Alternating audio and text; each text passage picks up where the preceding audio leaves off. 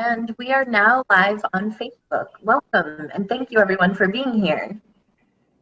Hi everyone, thank you for joining us for the 14th episode of the FCCI Cacao Academy Conversation Series. My name is Lauren Heineck and I am of Well-Tempered Media.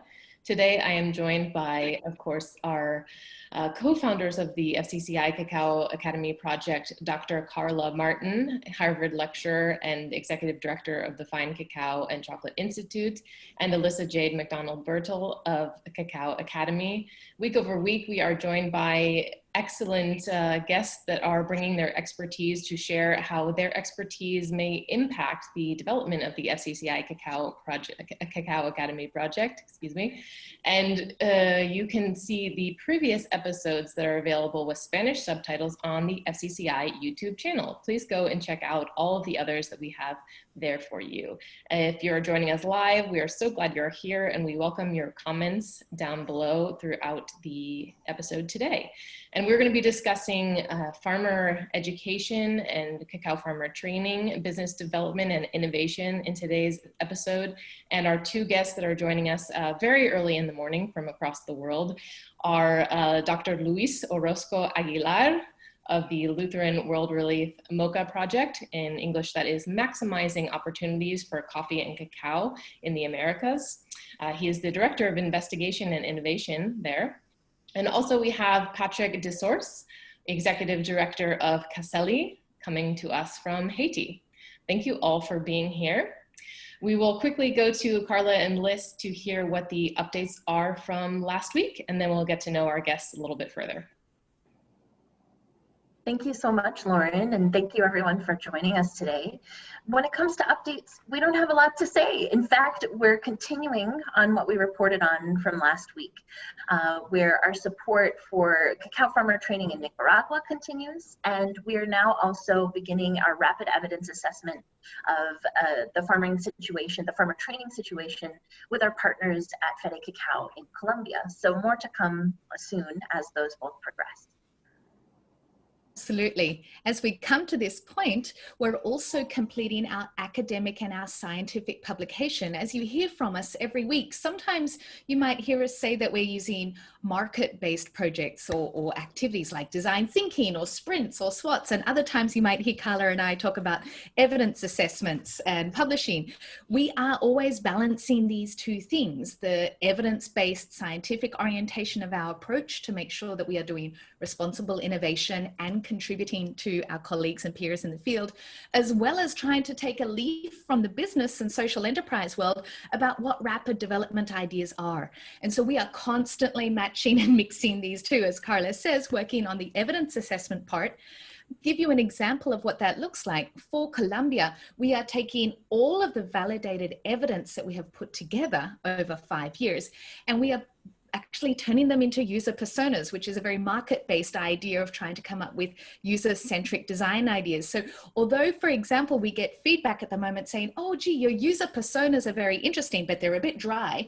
They're dry in terms of we can only use evidence. So as part of responsible innovation, as much as some of our market colleagues tell us like, oh, just fill in examples of what your market personas or your users or farmers are like, we're very confident to stay in the line of only ever working with evidence, because certainly I remember my professor told me a few years ago, he said, Liz, with whatever you ever produce, you can either progress cliches or you can stop the repetition of bad decisions over time. And I think this is always the crux of where innovation is leveraging everything of what evidence-based decision making is, as well as rapid deployment tools, but keeping that fine line, because every time we fill in a gap with what we think the answer can be, actually, I think we close the door on truth, equality, justice, and the things that we're genuinely fighting for. And so this is where Carla says, like, we're still in the deployment area and we're always mapping truth from evidence, market deployment, and finding that way in between. So we're grateful to have the gentlemen on board today because they're experts in this and constantly walk the line between evidence and between deployment. And I really look forward to hearing from you today on your experiences. Same. Well, let's get right to that then. I'll start with Luis. I would love to hear a little bit more about what the MOCCA project is, how it's connected to Lutheran World Relief, and also the Cacao Mobile App, which has an extension of that. There's a lot of pieces there, but if you could give a background to how your involvement is within that and just a little bit more for the audience of what they are. Thank you very much. Thanks for having me here. It's a pleasure to share my experience and thought with you. Of course, happy to learn from your experience and background as well. Well, MOCCA, as you said, stands for Maximizing Opportunity for Coffee and Cocoa in the Americas. MOCCA is a 5-year initiative program funded by the United States Department of Agriculture Food for Progress program. It's being implemented in 6 countries. We're working in 4 countries in Central America, Nicaragua, El Salvador, Honduras, and Guatemala, and 2 countries in South America, Ecuador and Peru. So MOCCA is engaging and working alongside farmers which produce coffee and cacao. And the overall goal of MOCCA is to help and assist farmers to overcome the barriers that limit their capacity to effectively rehabilitate or renovate their cocoa or coffee plantation. Lutheran World Relief is part of this consortium that managed this project and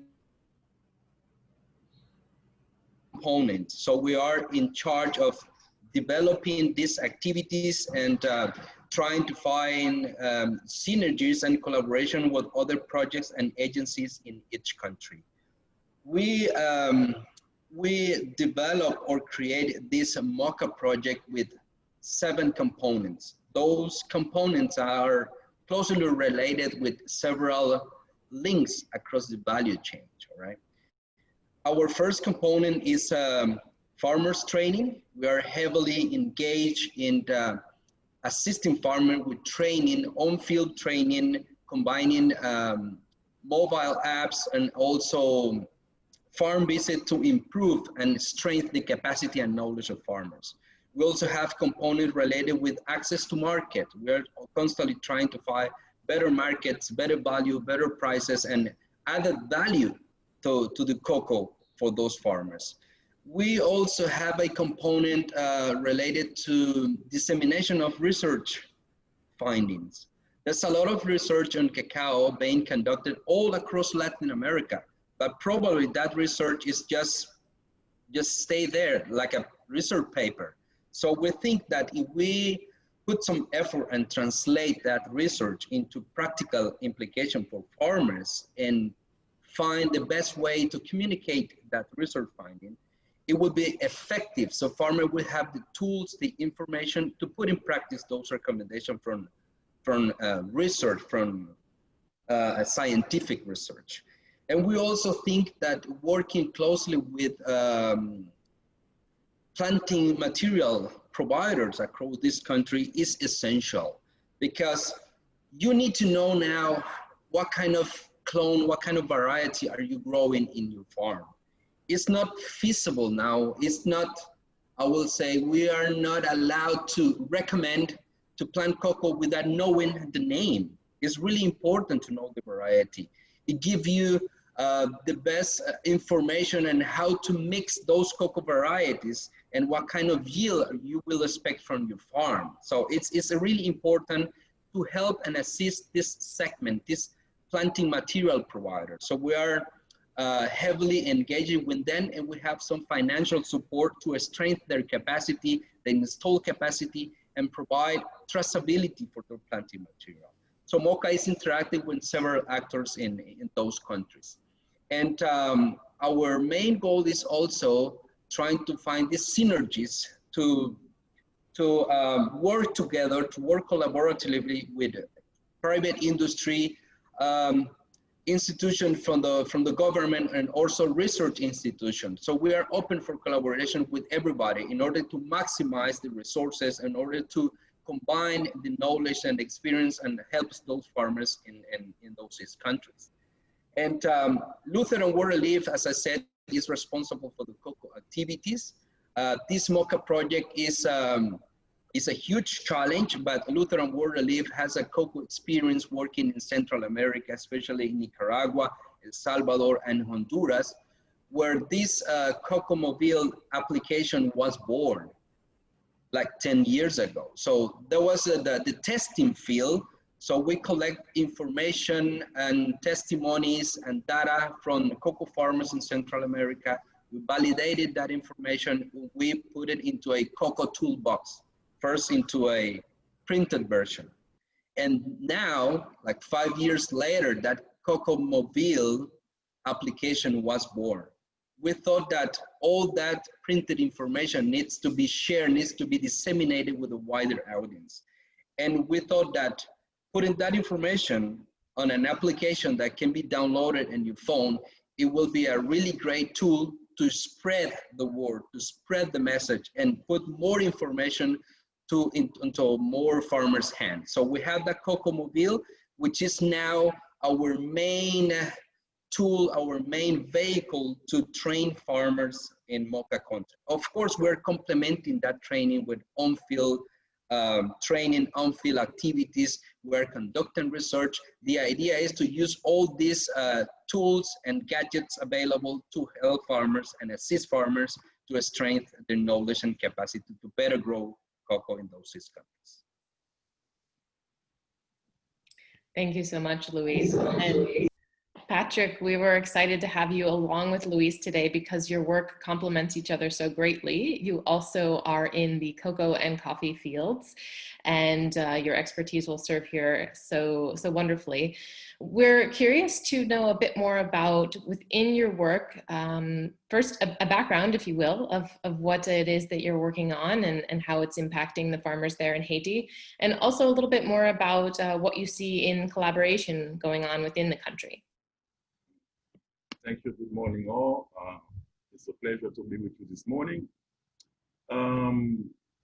So I'm going to give a little background about CASELI. CASELI is a spin-off of Wood Capital in Haiti. Right now, we operating as a business support operator focused on rural SGBs. We had the opportunity since 2010 on the Wood Capital label, now continuing on the CASELI, to work in different value chains. But coffee and cocoa are the main 2 value chains we intervene in Haiti.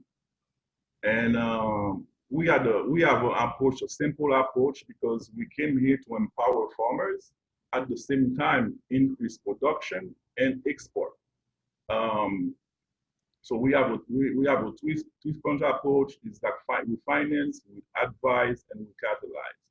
So under the Wood Capital label, Haiti was an advisory service-led country, because we realized after our first assessment that the cooperative or the enterprises involved in exporting cocoa and coffee in Haiti, they needed additional help, to better understand the market and to actually deliver the product that the buyers are asking for. So doing that, we had the opportunity to work with several, actors in Haiti and around the world. And I'm happy to see Luis on the call, because looking where we live, is one of the partners we'll be working with. So in terms of collaboration, I can name 2 projects that I think had a great impact, on farming cocoa farmers in Haiti. It was the project is called we call it the Haiti Cocoa Alliance. We had several partners. We had the Multilateral Investment Fund, which is now the ITB Lab. We had CRS at the implementing partner, executing partner for the entire country, but they divided the country in 2, because cocoa production in Haiti, you have it in the north and the southwest. So the north side of Haiti, it was under the responsibility of the turn where we live, and the southwest side under the responsibility of CRS, because they had a lot of on the ground in the southwest, and then looking where we live in the north. So additional partners we had in the project was the Swiss development agency, because the Swiss they really like the cocoa we're producing here, and they thought it was a really good idea to trend the project, to make sure we can reach more farmers. Our goal was to reach 7,000 farmers, but we had the opportunity to reach more. And the role we play at CASELI was simple. Making sure that we provide the access to market, and once they have the market, we can finance the export contract. Work on a curriculum on not only we left the agronomic technical assistance side on CRS and Lutheran where we live. We only focus on the business side of the project. And what we did also is to catalyze, working with the government, working with NCA. NCA is a National Institute for Coffee in Haiti. Now they bringing cocoa under that label. So we were there just to make sure we have a project that makes sense, that's gonna bring an impact in general, that's gonna in the same time reforest Haiti, produce quality cocoa beans, and export, and the additional beans can stay for the local market. So what we realized, I'm gonna say also, what we realized during the process, it was a two-year project with an extension of an additional year. The way we approach the project, we conduct our baseline assessment, because it's really important for us to understand how to interact with the local farmers. Depending on the region, the way you interact with farmers, you have to make some adjustment. So this is what we did. We developed like what we call the personas for the farmers, making sure we know exactly what they're looking for, the kind of assistance they need, and precisely how they learn, because I will say most farmers in Haiti, they're not literate, so you cannot use the same, teaching method for them. So all our trainings, we did it in Creole, the training material, we have them in Creole as well. And we make sure we find the right way for them to understand what we're doing and learn, so they can share with other farmers. Also, what we facilitate in the project is to make sure we connect farmers in the north to farmers in the southwest, so they can learn from each other. And one thing we bring in the conversation as innovation, the training model we have was a 2-generational approach training model, because cocoa farmers in Haiti, most of them, the average age is about 55 years old. So we thought it was really important, to bring their sons and daughters in the trade.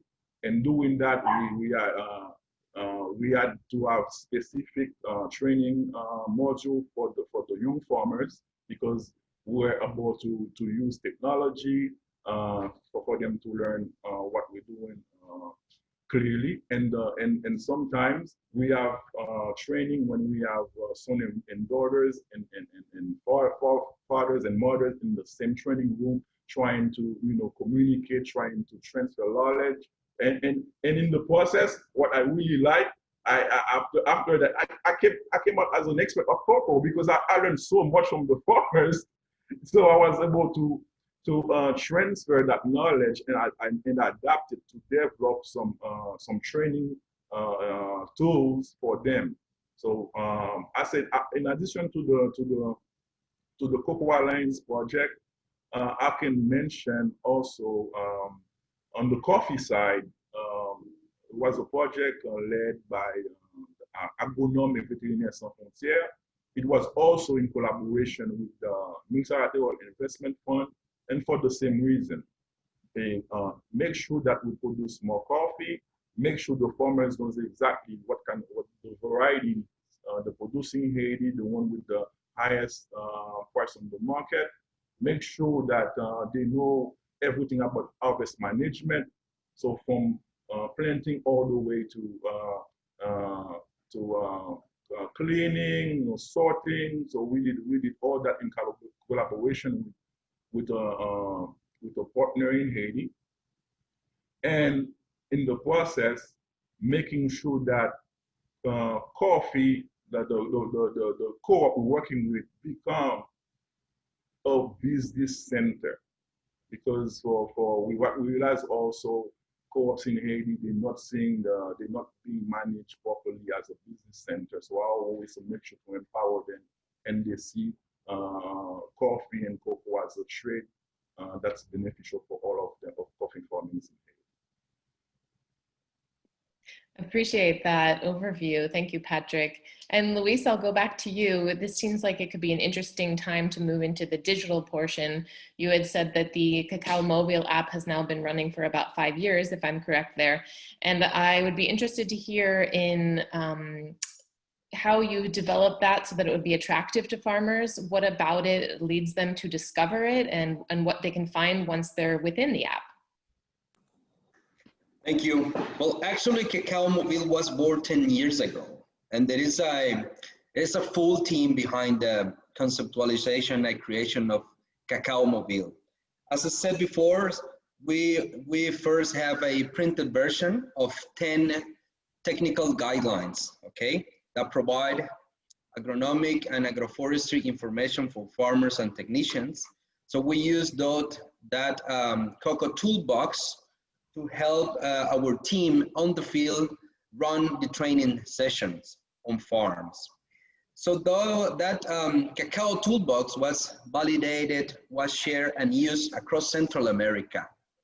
And we also conducted a baseline assessment, an independent assessment conducted by CIAT, to help us figure out the effectiveness of Cacao Mobile in the printed version, and then to the virtual version.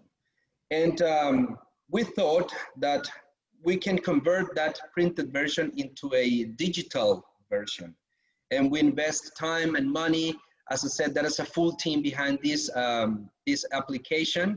And we come out with this Cacao Mobile application, which is now free and is available from Google Play and on other sources.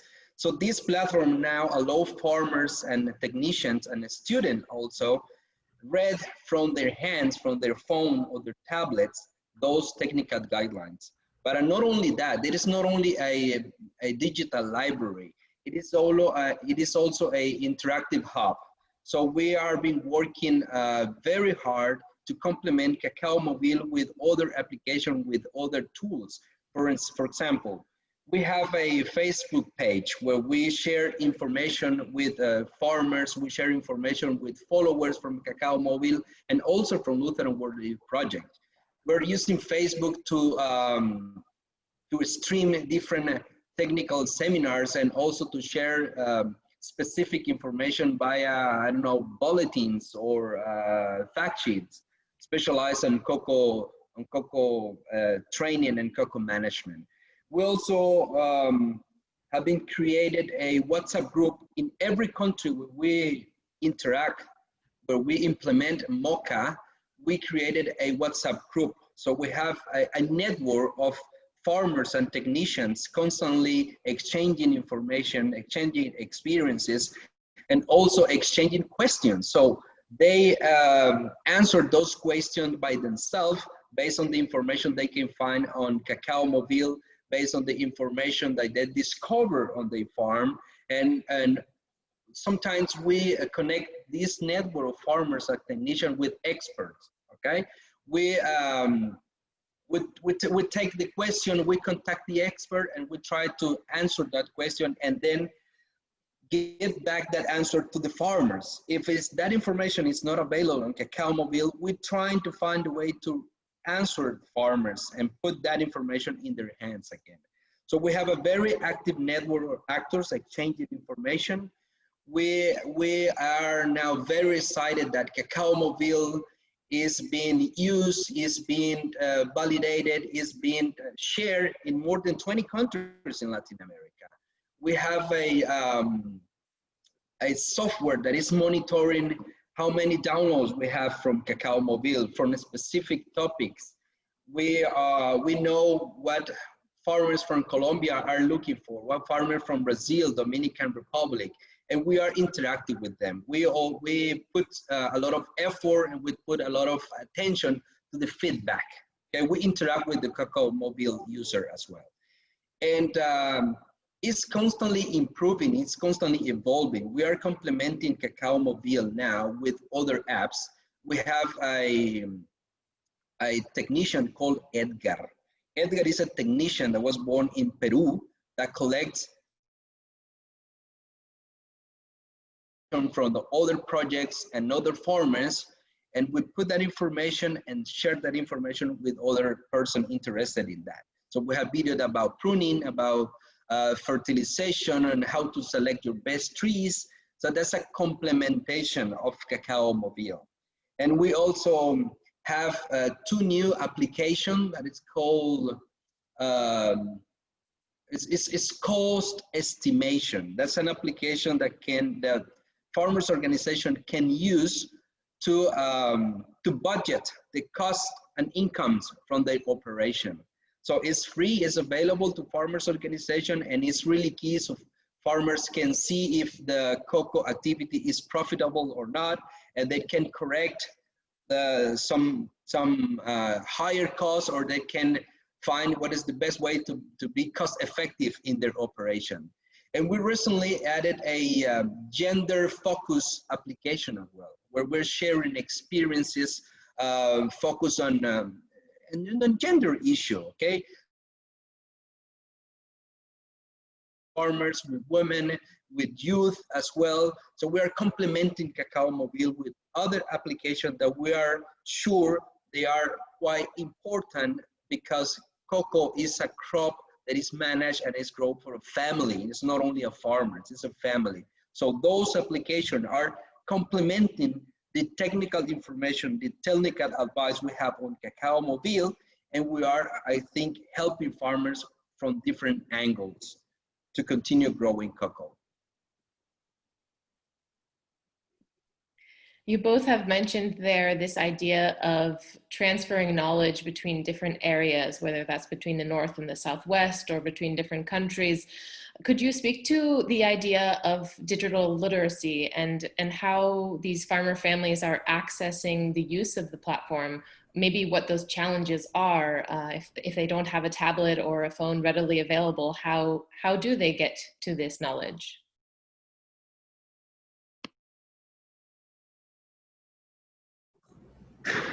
Well, Cacao Mobile can be downloaded from one place that has internet access.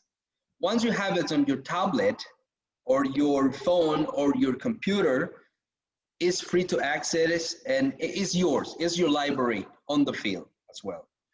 The other thing we are putting attention is that from MOCCA side and from MOCCA budget, we are investing in some, I would say, digital credits. We are helping farmers to get access to internet on those intervention areas so they can be up to date with that information, okay? But we are thinking and planning and developing now other medias, other tools to help farmers increase or strengthen their capacity and knowledge. We are developing radio material, we're developing videos, we're developing fact sheets, and we are strengthening and creating this network of promoters on the field. So those promoters are our, I will call it like this, they were our technical and soldiers on the field. They are responsible for interacting with farmers and explaining in full the information from Cacao Mobile, and also answering the questions that farmers can have from the application. So we are complementing digital era, digital tools with on-farm training, because what we are lacking on Cacao Mobile is probably some kind of demonstration. So promoters and farmers are responsible for doing this demonstration on the field, okay? They need to show farmers that the information available on Cacao Mobile works and how to do it at farm level. So it's a joint effort between our network of promoters, our technicians, us as a MOCCA team as well, and also we are open and constantly evolving and changing Cacao Mobile based on feedback that we receive from farmers, based on feedback that we receive from private industry, because we are engaging both farmers organization and private industry. So Cacao Mobile is constantly evolving. And I think that combination of on-farm training, some digital tools, videos, radio, fact sheets, that will all help to strengthen farmers' capacity. They will have information from different angles, but not only have the information, put that information into practice, which is really important. As the cliche goes, teamwork makes the dream work. There it is. And Patrick, have you had any experiences where you've seen digital tools or other tools being used towards accessibility? Yes. In Haiti, we tried a lot of innovation, but I'll be honest. Farmers in Haiti, they're more into,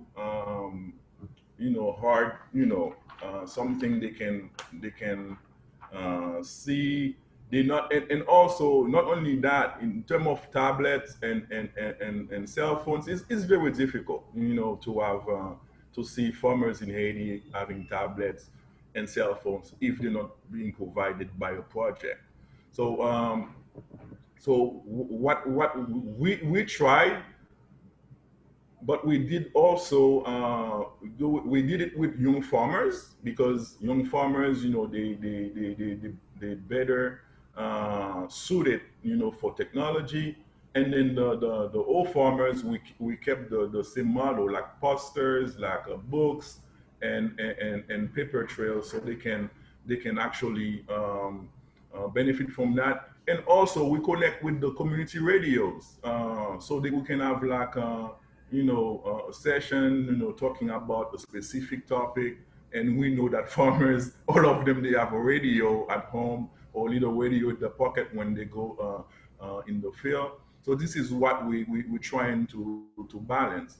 But yes, we do have a lot of other projects, mostly in education in general. We also, in every project we're doing now, we're making sure that the technology is present, because we need to make the switch gradually, not at the same time. At the same time, making sure that the older farmers, they still feel integrated, and actually putting them in the position to learn, saying, okay, I see that my son has a tablet and is doing really good in going to the field, learning directly from the tablet. So curiosity gonna push that farmer going after the same thing and asking for his own tablet. But I will say we're trying to balance it, making sure that because the final objective is to making sure we empower the farmer, and we're using all the tools we have at our disposal to make that happen.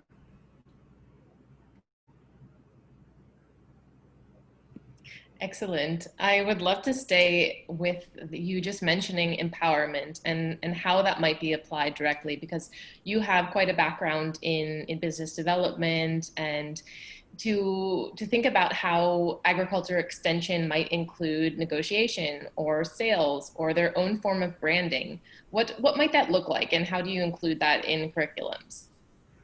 Okay. What we did, again, everything we're doing in Haiti, we're doing it with the help of the farmers. Okay, we know exactly in the survey, asking them questions, putting them in touch with other farmers around the world when we have the opportunity to do so, and in the country in general. So we identify the strengths and weaknesses, and the weaknesses, we decided to work on them. And that's why we came about designing the harvest management project in collaboration with other partners. And at the same time, if we have a catalog of courses, or about 20 courses. They were done in collaboration with the farmer, the design. I mean, we know exactly, okay, how I can move, help a co-op become like a business center. So they're gonna need the support. They're gonna need to have like better managers. They're gonna need the capacity to interact with a direct buyer, understand exactly what the buyer is asking for, okay, and how to negotiate, because negotiation is really important for farming communities, because the most of the time the buyers we bring on board to trade missions and other kind of connection, we realize that the farmers ended up losing the contract. And we try to find out exactly what really happened. And the buyers, they were really open, telling us exactly, okay, this is what went wrong, and then we decide to work on them. So CASELI, I mean, when I say it's a business support operator, is to make sure that, okay, if we facilitate your connection with a potential buyer, so we can assist you all the way to the final deal. And by doing that, we also capacitating, our members in the core, trying to understand what kind of contract is getting into, or is it really important, to stay connected with the buyer, be open with the buyer, telling about the difficulties you're facing, if you're going to be able to meet the commitment or not, and actually putting them in a setting that they can interact with farmers in other value chains, like understand the problems farmers in the vetiver, sorghum, mangoes are facing, and how they deal with their peers. So we really focus on that, and the curriculum we design it to cover all the business aspect of the trade, and actually the negotiation skills required to move forward. So as I said, it's been a symbiosis between us and the farming communities to understand exactly how we can support, because what we need to see independent co-ops in Haiti, co-ops that will be able to pay the salaries of the employees, the co-op manager, and at the same time making money, making it's not really a profit, is making sure that we have enough reserve to operate to cover the co-op operation if we don't have a project coming in, and making sure you sell the right product at the quality, consistent quality. This is what we've been doing for a while now in the country. What I hear from both of you, Lewis and Patrick, is that both of your organizations seem to be looking at farmer training as a way to facilitate communication in terms of the farmers to communicate their needs, their questions, their challenges. And I could imagine that by using the tool of education, you're forming this two-way relationship. In the times that we've experienced in the last 3 months or 6 months with COVID, there's been reduced buyers and trading and activity occurring in cacao farming.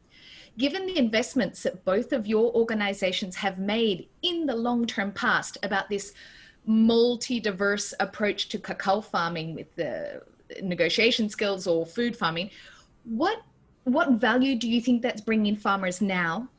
The way that you do this, the fact that you have the two-way operation, and the fact that you do multiple types of communication or multiple types of curriculum, how is that paying dividends for you now that you see? Patrick? Well, I mean, I would say for farming communities, COVID really, as I say, it's very difficult for farming communities in Haiti during COVID time. As I said, on the health side, they're doing a really good job, so they're not getting sick at the rate predicted. But at the same time, as we said, COVID in the industries they're operating in, you know, you see they're really affected by COVID. So there's not a lot of money coming in. I mean, there's a lot of panic in Haiti.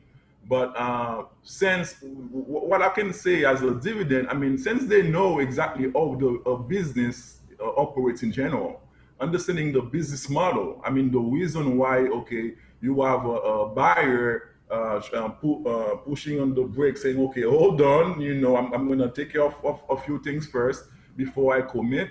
So now they understand it. And what they did is that they look after diversification and the local market. So they know, okay, I'm not gonna be able to export this year, but okay, let's see what can be done. I'm gonna give you an example. We have a local partner in the southwest of Haiti called COPCAB. COPCAB was the first client of Food Capital in Haiti, exporting coffee, beans all around the world. But so now there's a stop. So what they did, they're using part of the coffee and roast it. They roast it for the local market. They know exactly it's not gonna be the same thing by exporting, you know, containers load of coffee beans to Japan and other countries. But I said with the coffee they're doing, like this is one of them. So they well packed it and selling it directly to the local market. And at the same time, they're using the Asian diaspora, you know, to see, okay, how we can, you know, bring more revenue. So diversification, they're also looking at other type of crops that they know the local market is after, like the plantains, the yams, you know, the citrus. So they're doing all of that in a way to make sure, okay, coffee now is going well. We have difficulty, you know, exporting, but we cannot tell our members we have to do something.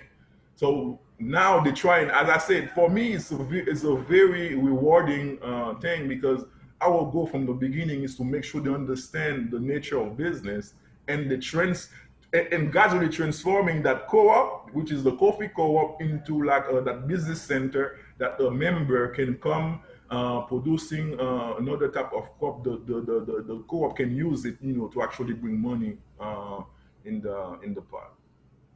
That's a fantastic example, Patrick. Thank you very much. From you, I hear that long-term investment in business understanding, of which cacao is a part, pays the dividend with balancing the risk now. Brilliant. Lewis, from the MOCCA perspective, you also explained that this two-way communication with the farmer has been integral to the development of the curriculum. Do you see that also informing the information and the intel you're getting regarding COVID responses, or perhaps the...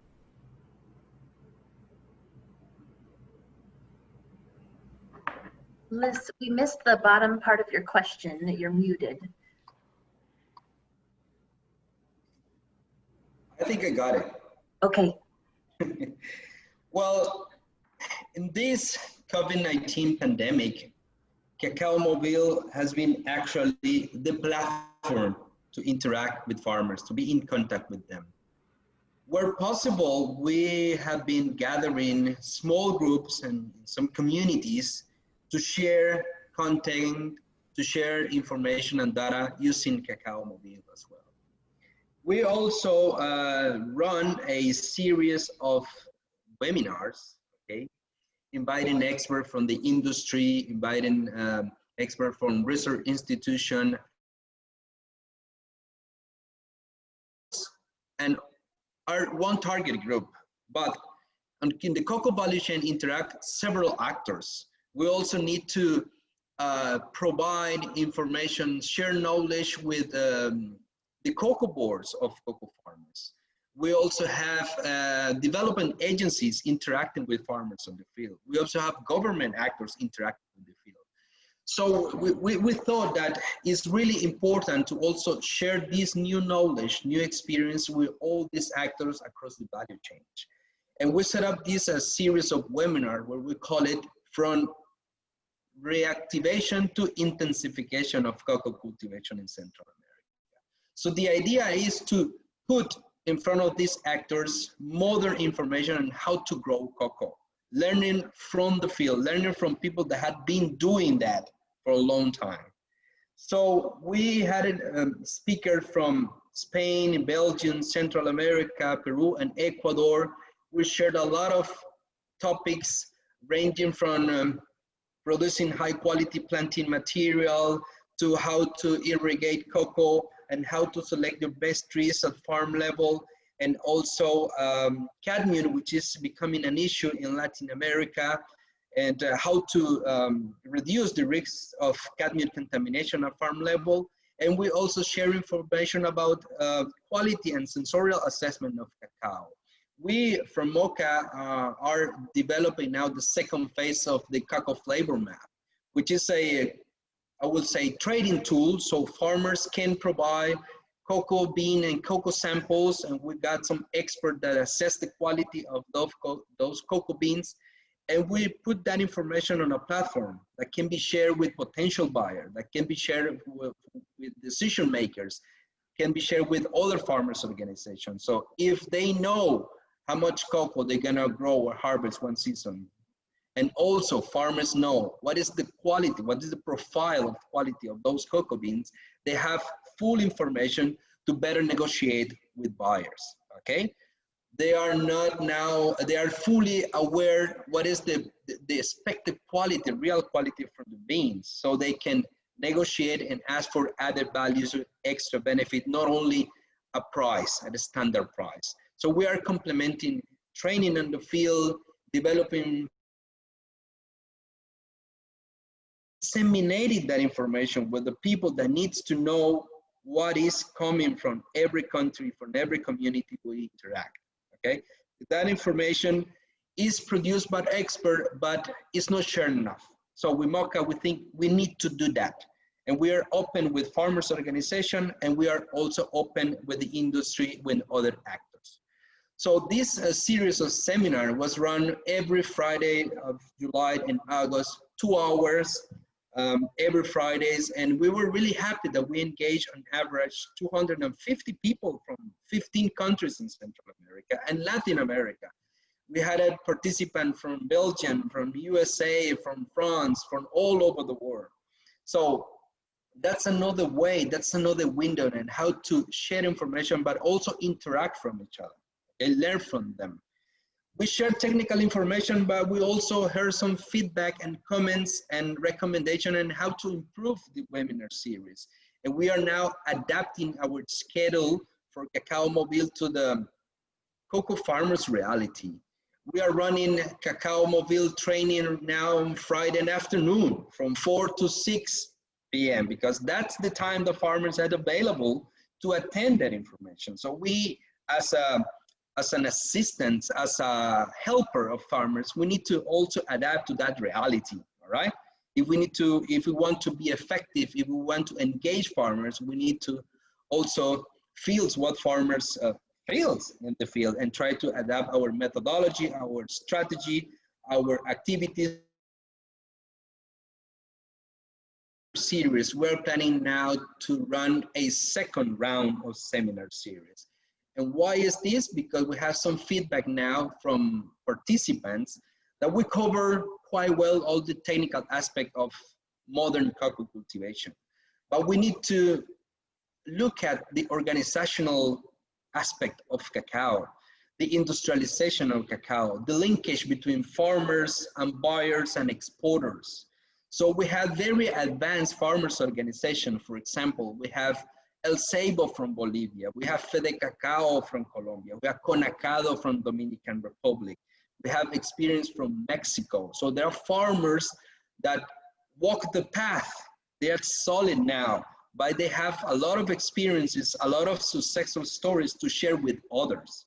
So this second series of seminars now will focus on that aspect of organization, industries, and links, how to better negotiate, how to better act and create some kind of incidents with other actors. So we covered the technical aspect, but now we're focused on farmers, because Central America and some areas in South America, some farmers organizations are still growing, are still learning, and it needs some support. So it's not a better way, as Australians say, it's no brainer if you learn from farmers, if you learn from your peers, because they know how they feel. They know what it costs, what it takes to move forward. So we're trying to engage farmers organization to share experiences with other farmers organizations. And that's another way from MOCCA to strengthen the capacity of those farmers organizations in a, I would say, lower level of development. But that's the key, trying to share information and learn from every actor, every actor from the links across the value chain, because we need to learn from them, and we need to engage the private industry, and we need to learn from them. They have been developed quite interesting tools and information and data, and they are willing to share with the farmers as well. The thing is, we need to invite them, okay? Be honest, invite them, share their information, please provide some advice. Some farmers will take that advice, some farmers not, but the information is there. It's our responsibility to learn from those that have been successful in some aspect of cacao cultivation. That's wonderful, thank you. And I applaud you for putting those online so that they're available. I myself have also benefited from watching some of those seminars, and they're fascinating. So we encourage our audience to go check them out in the Spanish language if you can so do so. And we have just about 10 minutes left, so we'll see if there's a place here where anyone would like to speak to something that we have missed, or perhaps related to farmer health and wellness. I'll throw it out there and we'll see. Nope, okay. Then we can, oh, Luis has something.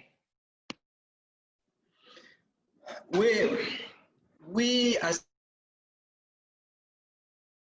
disseminating research findings, okay? And we think that research being conducted on cacao is not shared enough. And we are investing teamwork and efforts and funds to translate that information into something simple, something tangible, something that it's easier to understand to farmers. And I think we also need to change the way we do some research, because we need to listen to farmers, why they need to answer on the field. I would put an example. If farmers want to know if they have high cocoa yielding trees in the farm, and they ask you as a technician, as a researcher, how can I do this? How can I figure out if I have those high yielding trees? So the research needs to be developed around that research question that comes from the farmers. And you need to help them to answer that question, engage farmers in the whole research process. Of course, you have to acknowledge the capacity they have. But if you engage farmers in your research process, they will feel more appealing with the results. They will understand how to do it and how to interpret the results. And they will be more likely to implement, to adapt that recommendation as well. That's a very, I would say, key message that we'd like to share with you, that research needs to attend research questions from the farmers and engage as much as possible farmers in the research process in order to disseminate those research findings that has practical implication for farmers. And we are doing that. We have a cadmium bulletin, cadmium newsletter. We have a series of Did You Know? So it's something that provides farmers with some specific data, easy to read, easy to share, easy to understand. We translate all these statistics in something practical, because that's the message we need to share. That's the message we need to spread with the farmers in order to help them take advantage of that research is being done elsewhere. This is music to my ears, and I feel so strongly and agree so very much that this is essential. Hearing this from both you and from Patrick, Luis, what we very much share this thought, and it's something that I think about a lot, in that the glory or the rewards that come from translating research look very different than the ways in which academia incentivizes our work, or even private business, the corporations incentivize work. And so when we think about these questions from an ethical standpoint, a lot of what it comes down to is academics do research and they're interested in seeing them inform action. That is not always incentivized by the systems in which we must operate, the types of jobs that we have. Yet, what I'm hearing from you is that it doesn't matter, nor should it dictate how we approach this type of work. And I'm so grateful to you for making that a part of what you do. We're with you and in support and solidarity of all that you're doing, and very much share this mission as well. So thanks for that. Great. Well, we've come up here on the final questions for our show for today, which we're thrilled to have the opportunity to extend to you both. So I would start with asking if there's a message you would like to have on a billboard. What would you like to say? Patrick. Yes, that's a really good question. CASELI is all about empowerment. So I would say an empowered farmer is a change maker. So let us join our forces to help them in the future.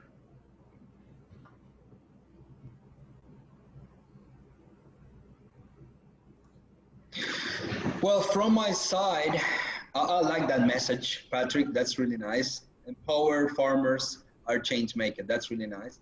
From my side, I will say that we as a cocoa actors in Latin America, we need to jump.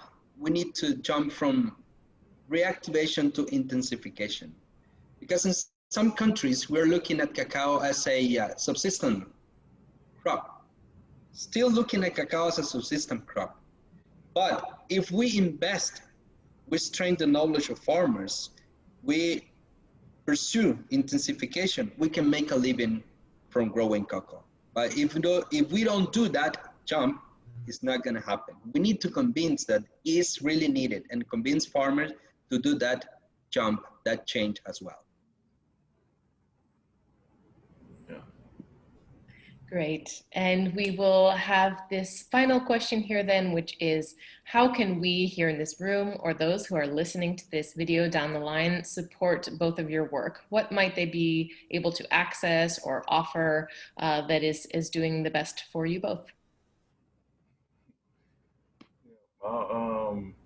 Well, what we need is to make sure that we share our knowledge.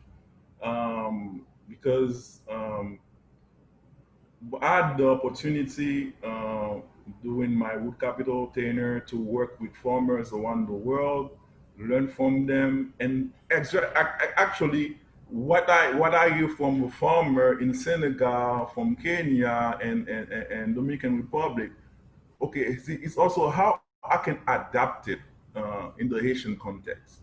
So for us, sharing knowledge with us is very important, because I know we can actually what's happening in Haiti, we can share with other farmers, maybe on Honduras and Nicaragua, to know exactly how they dealt with a specific situation, and how we can make sure we do the same thing. And one good partnership that's happening right now between the Dominican Republic and Haiti is about the monillosis disease. So we're trying to prevent, and we can only prevent that if we work together. So if we can identify the first case, okay, we identify a farm in Haiti having monillosis, we need to report that. In the Dominican Republic, we need to report it and make sure we take the right measures to control the disease. So as I said, knowledge sharing gonna be the way moving forward, and I'm really happy to see the kind of project that FCCI is doing, and I'm looking forward to translate help translate the documents in Creole so farmers in Haiti can benefit. And what is really dear for us in Haiti also is to make sure we facilitate the transition between the older farmers to the younger farmers, making sure that younger farmers understand that they can make money, in agriculture. And in Haiti, the system we have is what we call the Creole garden, is an intercropping system. So you can actually make money from your cocoa, from your vanilla, from your yam, from your avocado. If we can do that, I would say that Haiti has a bright future.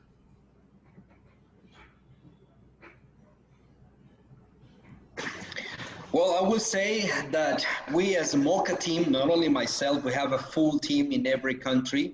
We have technicians, regional coordinator from different components of MOCCA. So we are open for collaboration and synergies. So Cacao Mobile can be shared everywhere. It's a matter of talking about it, okay? Sharing some funds, sharing some time, and put that information available to everybody. We have Cacao Mobile in Creole, in Spanish. We're trying to translate it into Spanish and French, and I heard that you are open to do with us. So that's great to hear. And I think we can work with this collaboration spirit in order to maximize as many opportunities as partners in action. That's the way forward.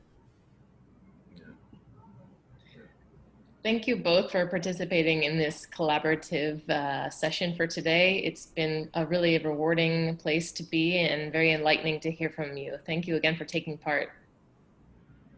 Thank you. Thank you for your time. Our pleasure, our pleasure.